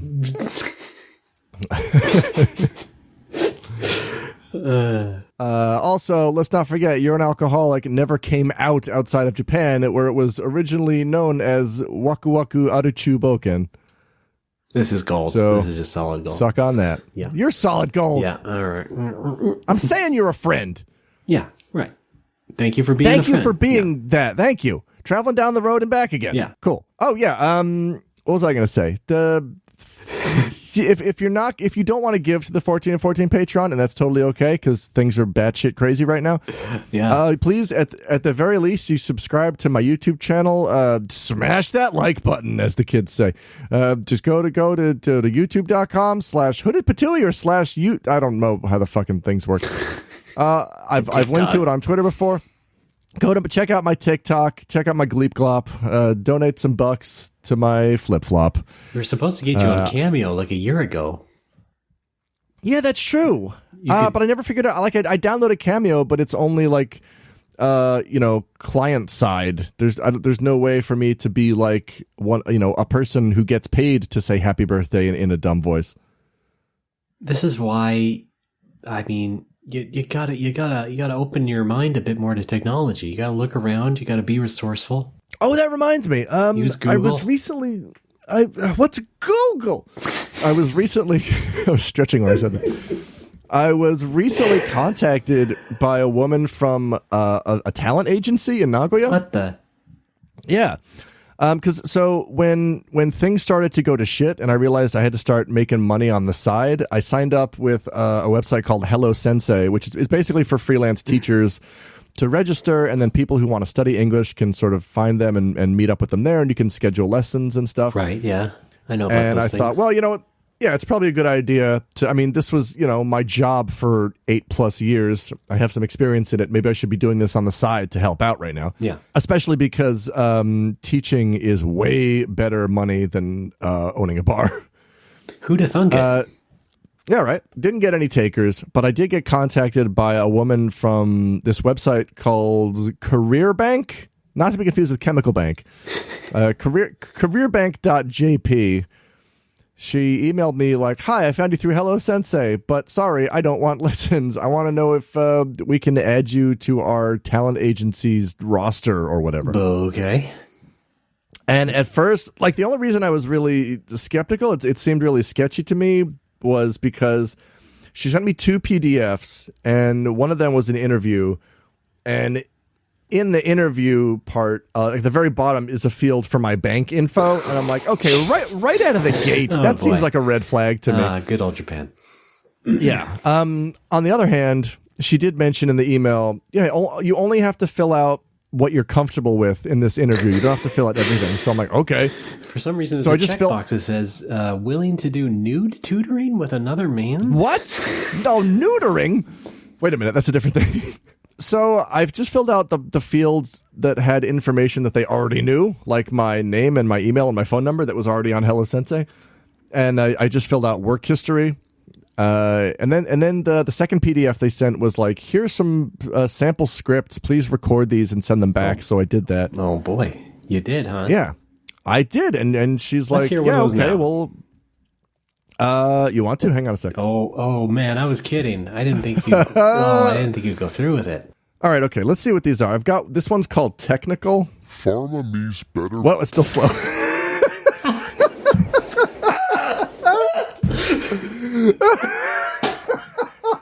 Okay. Oh man, what if I submitted that? Good news, Mr. Fraioli. We found a job for you. And I go to the studio and it's just me doing voiceover for like a giant gorilla in a commercial, and they're like, "What happened to your voice?" Okay. Pharma Me's Better Me capsule is recommended for adults over 18 years of age who are suffering from adenovirus infection. If you suffer from acute bronchitis, you should avoid taking the Better Me capsule or consult with your physician before starting your doses. Side effects may include inflammation, headaches, and vertigo. For a full list of side effects, visit www.bettermecap.com. Yeah, right? Well, I gotta admit, that was actually pretty good. I really embrace every role that I take on, you know? Was that like a cold read? Was that the first take or what? Yeah. It's just a technical thing. I know, but it sounded good, you know? It sounded like you knew what you were doing. Here, this one's called narration. I don't remember what this one is. Like many other philosophers who greatly extended our knowledge of nature, Galileo had a remarkable they said this was for like a documentary for philosophical research. To facilitate his practical work, we find that in 1599 he had engaged. Yeah, they each give you like instructions on how to read them, so that's why I sound like different. I might sound weird because like the last one in particular required that you enunciate and you pronounce every letter of every word, which is incredibly unnatural. Yeah, well, okay. Yeah, like listen to the last one. It's called educational, and the one where you have to hit every sound. From the late 1980s to the 2000s, many cities believed the benefits of hosting the Olympics were greater than the costs. However, data from recent Olympic host cities... it's that shit. Okay. It's real fun. There's another one here for NRA TV. What? Okay. All right, so... NRA TV? Okay. That was pretty cool. Here's what you're going to do. You're going to send me those files, and then I'm going to put them over footage of laser active games. Oh, okay. I'm putting them in the Dropbox right now. Thank you very much. Okay. File, new Finder window. Hang on, there's one more I didn't play. I think this one's called Brand PR. I think this is one where I just have to sound like a commercial douche. Perfect. Okay. Nearly 20 years ago. Do I? Hang on. Nearly 20 years ago, 3Com Corporation launched a new industry by developing the first technology for... Yeah, this one is very... We're born mobile! You know, 3Com though. Are you talking about modems? I don't know. I just read what they put in front of me. Did you say the word modem? No. Okay then. No. Okay. I didn't. Just checking. No. Did you say the word modem? I did. Hey, that's my boy. Well, listen. I have something similar. I'm not going to bear this at all, but a long time ago, I think, let's say 2012 or something.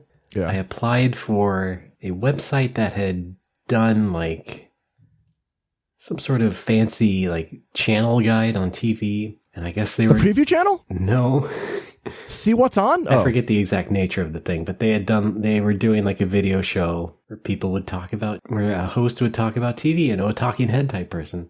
Oh, David Byrne.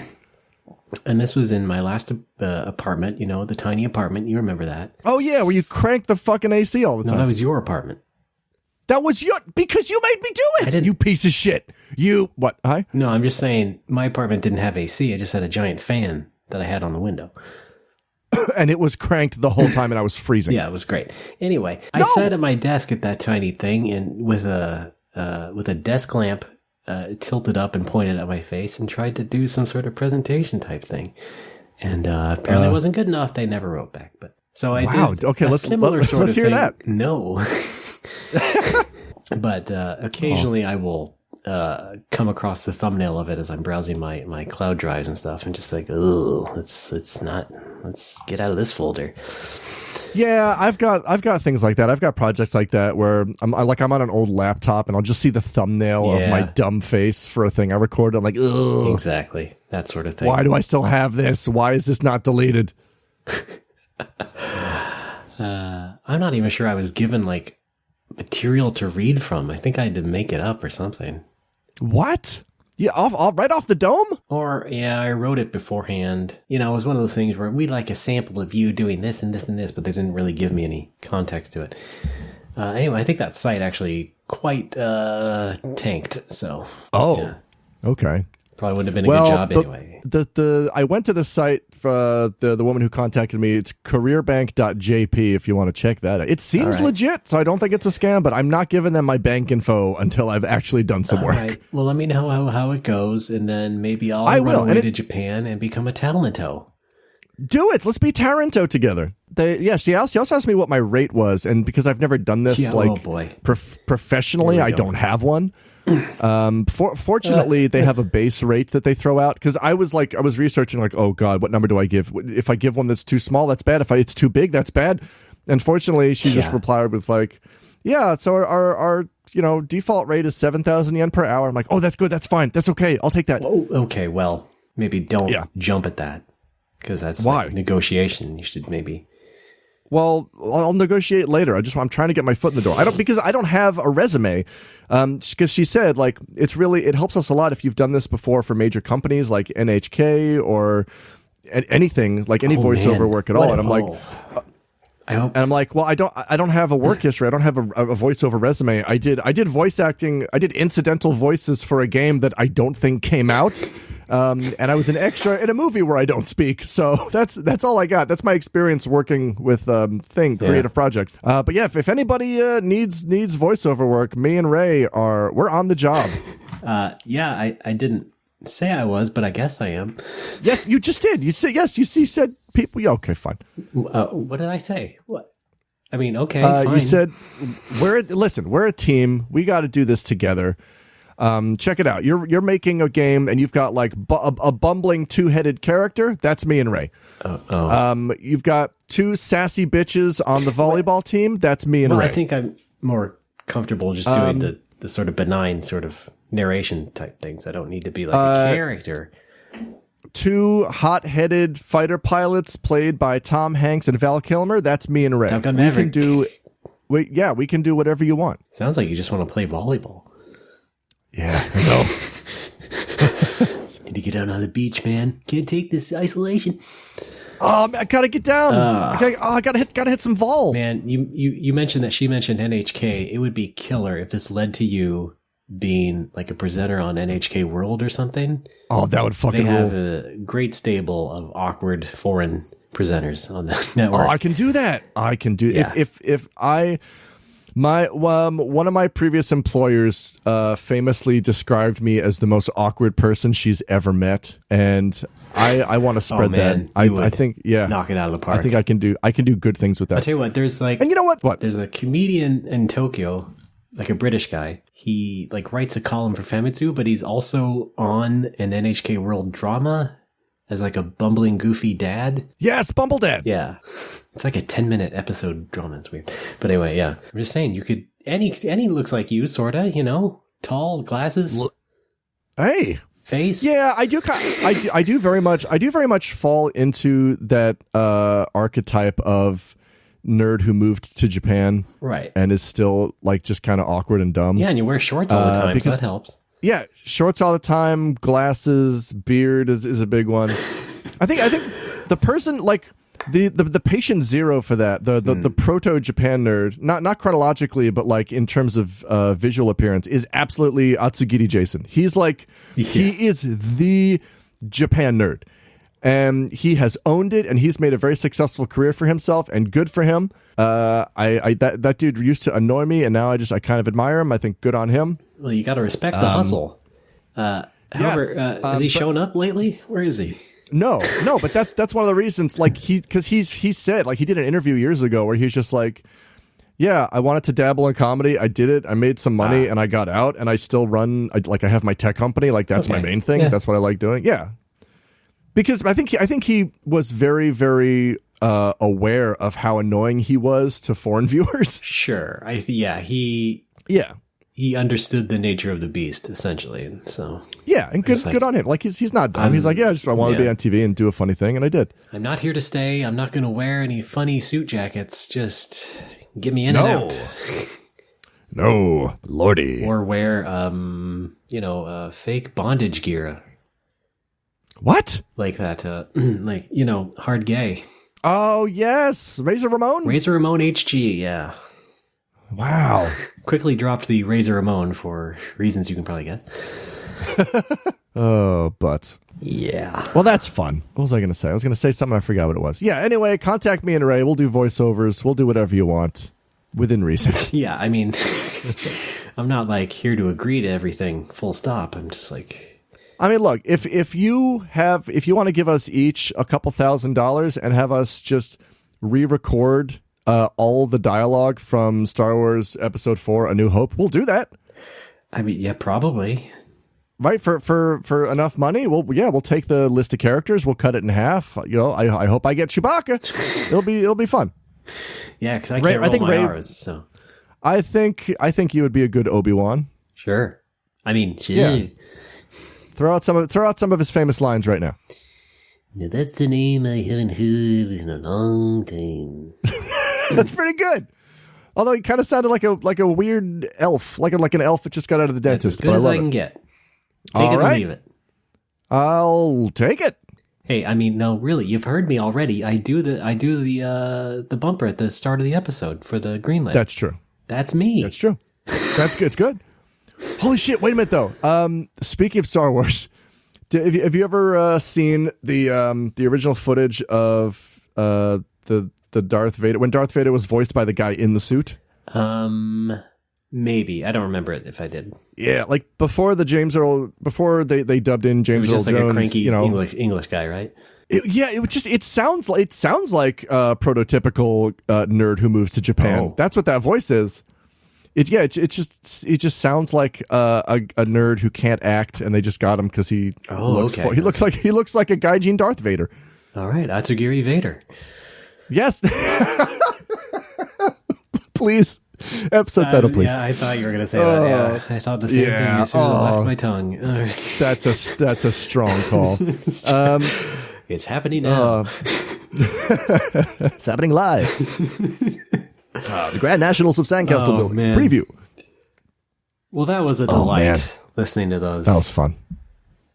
Yeah, I'm going to let you know what happens with that. She wasn't like interviewing me for a specific job. Again, it was just like, we want to put you on our roster of potential talento in case. Hey, and look, if it is for porn, not the worst thing. I'll do voiceover for porn, certainly. Just do some ADR. Yes! Just too much sauce. Jesus Christ. I am Jackie Chan. Yes, remember that? No, that was in porn. Here's the title of your next tape. I love being hairless. Part 7. Still hairless. Alex's Python journey.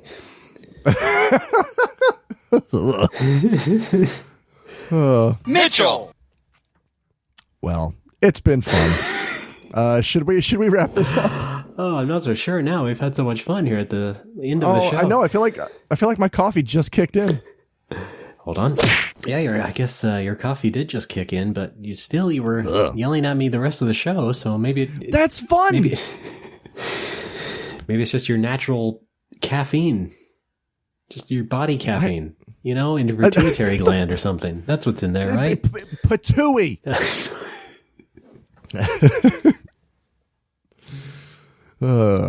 Well, thanks for listening. World's first known poisonous bird, the pitohi.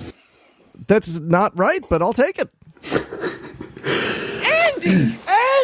Yeah. Thanks for listening. Alex, tell them what they'll win. Okay. Here you could go climb up the ladder, slide down the tongue, grab the flag, and you'll get this. That's right. I totally forgot. It's a bicycle by Huffy. Man. Huffy, the best name in bicycles. This happened in February, and I totally forgot. A friend of ours, my wife's friend, was on The Price is Right in February. What? Yeah. And he fucking won. Whoa, the Showcase Showdown? Yeah. Whoa, what did he win? Couple trips. In this economy? Holy shit. Yeah, yeah. I think he won like a sports table set, like den, pool table, hockey table sort of set. One of those, okay. But the big thing was like a couple of trips. I'd rather just have a dedicated pool table. Yeah, I know. Trips to where? Where's he going? Paris and Peru. Oh. He had already planned to take a little sabbatical around Asia, which he is in now, and guess how he's faring. Not well. Well, he's not sick, but yeah. Oh. Nevertheless, I was going to talk about that 2 months ago and didn't. Great. Good going, Ray.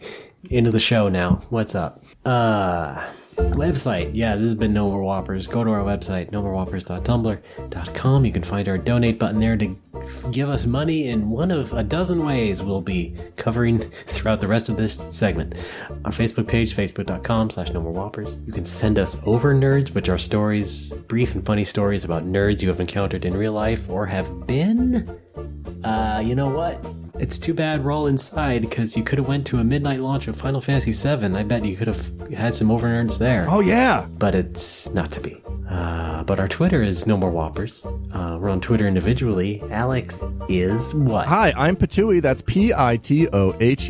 My bar... Patui. My bar/video game store Critical Hit is at Critical Hit Nag, because it's in Nagoya.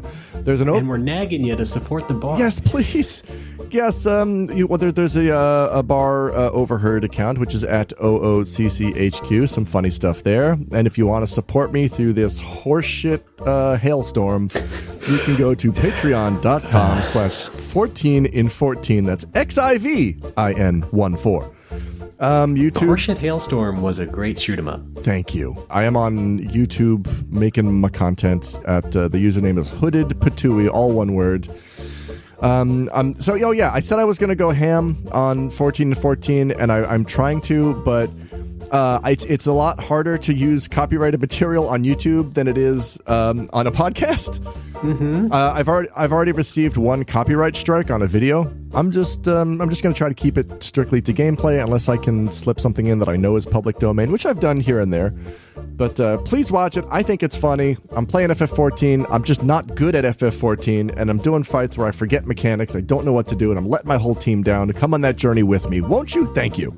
Fantastic. And I'm on Twitter as RDBAAA. I have a game company of sorts, and I made a game called Blast Rush that is on mobile currently.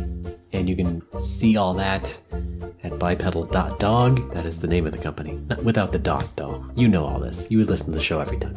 I do. No, not you. The people. Alex.